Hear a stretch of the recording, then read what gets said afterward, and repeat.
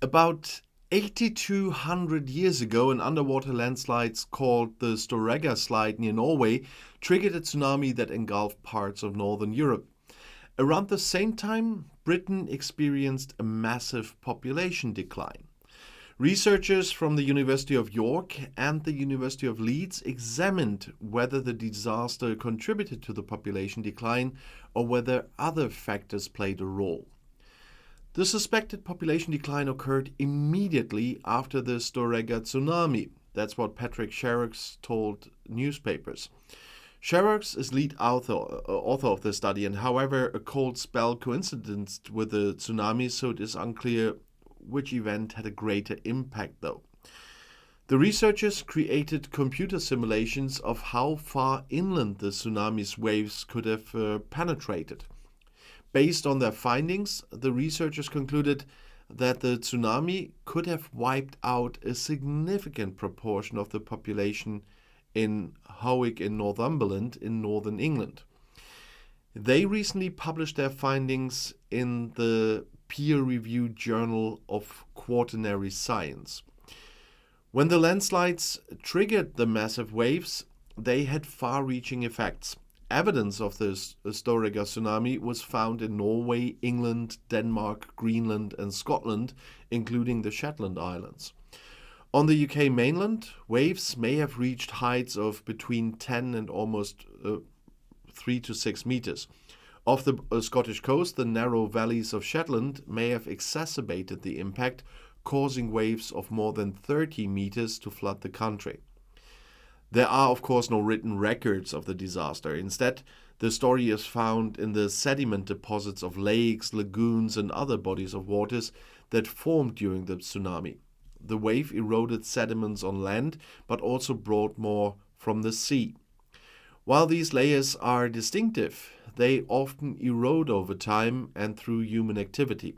But they can give scientists clues about how far inland a wave has traveled and how often similar events have occurred.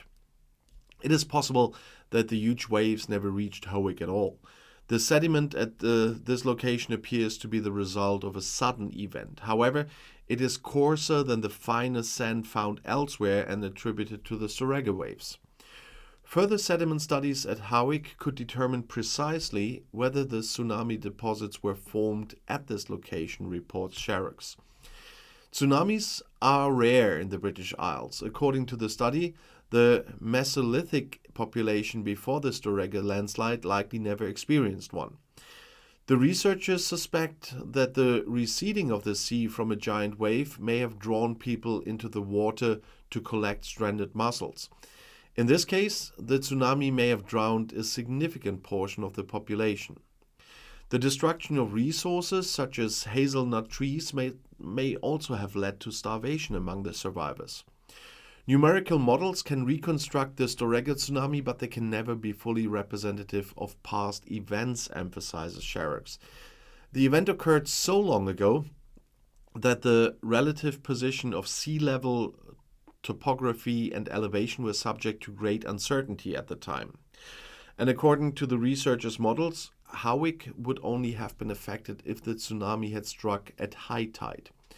In another 2021 paper, researchers suggested that the tsunami may have destroyed evidence of human habitation in Norway, Britain, and other regions. However, they also noted that there are very few archaeological sites with direct evidence of tsunami deposits, making it difficult to assess the extent to which this event was a disaster for coastal communities. For years, scientists thought the Storegga tsunami was a one-time event. However, recent research has shown that Shetland was also hit by tsunamis 5,000 and 1,500 years ago. This frequency means that another event cannot be ruled out. That means the danger, the risk, is much greater than we previously thought. That was said by Dave Tappan of the British Geological Survey, and he told this to the BBC in 2018. And this is why it is important to understand disasters from the past, including prehistoric ones. Identifying and assessing the scale of similar precursor events can help predict where, when, and how large future events might be in a given area, says Sherrocks. Tsunamis can be a danger to Britain, although they are relatively rare. The United Kingdom has been struck by several tsunamis in the past, the most recent being in 1755. The most recent tsunami in the UK was caused by the Lisbon earthquake of 1755. The earthquake triggered a tsunami that reached a height of up to 3 meters in Cornwall. The tsunami caused widespread damage to the Cornish coast, and there were several fatalities. And there are a number of factors that make the UK vulnerable to tsunamis. The country is located on a tectonic plate that is subject to earthquakes, and there are a number of underwater landslides that could trigger tsunamis. Additionally, the UK's coastline is relatively low-lying, which means that it's more susceptible to flooding from tsunamis.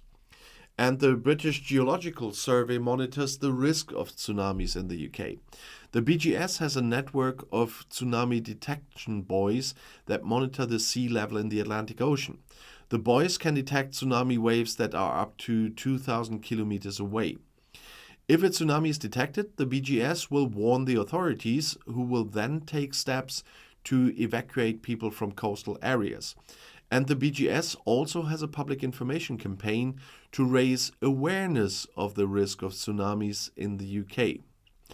And while tsunamis are a rare event in the UK, it is important to be aware of the risk and to take steps to protect yourself and your family if a tsunami does ever occur. While the UK is relatively far from the major earthquake zones in the world, it's not immune to tsunamis. In fact, as I said, there have been several recorded instances of tsunamis affecting the UK coastline. The one I said was the 1755 Lisbon earthquake, and this earthquake with a magnitude of 9.0 caused a tsunami that struck the coast of Cornwall, reaching a height of up to 3 meters. And then there was the 1761 Lisbon earthquake, a smaller earthquake than the 1755 event, and this earthquake also generated a tsunami that affected the UK coastline. Then there was the 1929 Dogger Bank earthquake, and this earthquake with a magnitude of 7.2 caused a tsunami that was felt in the UK but did not cause any significant damage. And then we had the 2011 Tohoku earthquake. This earthquake with a magnitude of 9.1 generated a tsunami that caused widespread damage in Japan and also reached the UK coast, although it was not as large as the 1755 tsunami. And while the risk of a tsunami in the UK is relatively low, as I said, it's important to be aware of the potential dangers and to have a plan in place in case one does occur. And the UK government has indeed a website with information about tsunamis and what to do in the event of one. In general, tsunamis are most likely to occur in the far north of Scotland due to the potential for submarine landslides in the Norwegian Sea. However, it's also possible for tsunamis to be generated by other events such as the earthquakes I mentioned in the Atlantic Ocean or the Mediterranean Sea. And there are indeed on this website a lot of tips.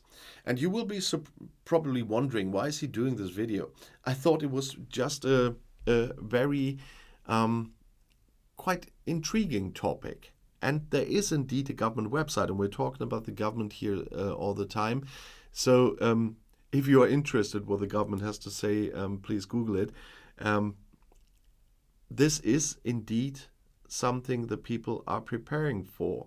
And we know that preparations in Britain are sometimes not their, let's say, their most brilliant days when they're trying preparations. But in this case, for quite some time, there are preparations, there are tips for you, what happens in the case of a tsunami, what you should do if you're living in the UK.